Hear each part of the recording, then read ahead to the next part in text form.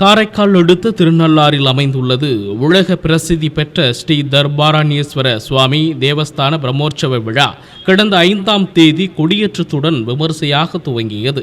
ஸ்ரீ சனீஸ்வர பகவான் அனுகிரக மூர்த்தியாக விளங்கும் இக்கோவில் பிரம்மோற்சவ விழாவினை முன்னிட்டு மின் விளக்குகளால் அலங்கரிக்கப்பட்ட தேரில் ஸ்ரீ சனி பகவான் தங்க காக வாகனத்தில் வீதியுலா அதிகாலை நடைபெற்றது. நிகழ்ச்சியில் தர்மபுர ஆதீன கட்டளை விசாரணை ஸ்ரீமத் சிவகுருநாதன், ஆலய நிர்வாக அதிகாரி அருணகிரிநாதன் உள்ளிட்ட ஏராளமான பக்தர்கள் கலந்து கொண்டு சுவாமி தரிசனம் செய்தனர். வருடத்திற்கு ஒருமுறை பிரம்மோற்சவ விழாவின் போது மட்டுமே ஸ்ரீ சனி பகவான் தங்க காக வாகனத்தில் வீதி உலா நடைபெறும். இந்த ஆண்டு வைகாசி பிரம்மோற்சவ விழா முன்னிட்டு ஸ்ரீ சனி பகவான் தங்க காக வாகனத்தில் வீதி உலா வருவதால் நள்ளிரவிலும் அண்டை மாவட்டங்களிலிருந்தும் ஏராளமான பக்தர்கள் வருகை தந்தனர்.